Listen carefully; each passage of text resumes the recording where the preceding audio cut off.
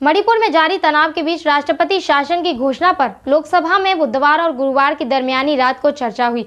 चर्चा के बाद रात 2:40 पर सदन ने ध्वनिमत से इस पर अपनी मोहर लगा दी।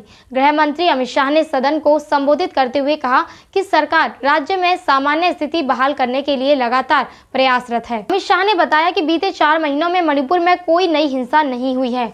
केंद्र सरकार मैतेई और कुकी समुदाय के साथ संवाद कर रही है ताकि शांतिपूर्ण समाधान निकाला जा सके। उन्होंने यह भी कहा कि जब तक प्रभावित लोग राहत शिविरों में हैं, तब तक स्थिति को पूरी तरह संतोषजनक नहीं कहा जा सकता। विपक्ष का समर्थन, लेकिन केंद्र की आलोचना भी। विपक्ष ने राष्ट्रपति शासन लगाने के प्रस्ताव का समर्थन किया, लेकिन मणिपुर की स्थिति को लेकर केंद्र सरकार की नीतियों की आलोचना भी की। विपक्षी नेताओं का कहना था कि अगर समय रहते जरूरी कदम उठाए जाते तो स्थिति इतनी नहीं बिगड़ती। शाह ने अपने संबोधन में मणिपुर में पिछली सरकारों के कार्यालयों की घटनाओं को भी याद दिलाया। उन्होंने बताया कि 1990 के दशक में नगा और कुकी समुदायों के बीच संघर्ष में करीब 750 लोगों की मौत हुई थी। इसके अलावा 1997 से 1998 के दौरान कुकी और पाइते समुदायों के बीच हिंसा में भी 352 लोगों की जान गई थी।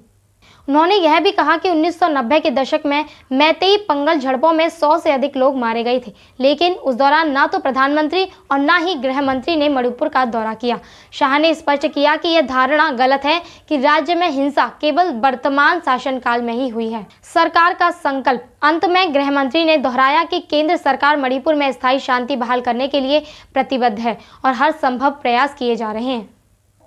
अब हम बात करेंगे क्या होता है राष्ट्रपति शासन। भारतीय संविधान के अनुच्छेद 356 के तहत जब किसी राज्य की सरकार संवैधानिक रूप से काम करने में असमर्थ हो जाती है तो केंद्र सरकार वहां राष्ट्रपति शासन लागू कर सकती है। इस स्थिति में राज्य का प्रशासन राष्ट्रपति और राज्यपाल के अधीन आ जाता है।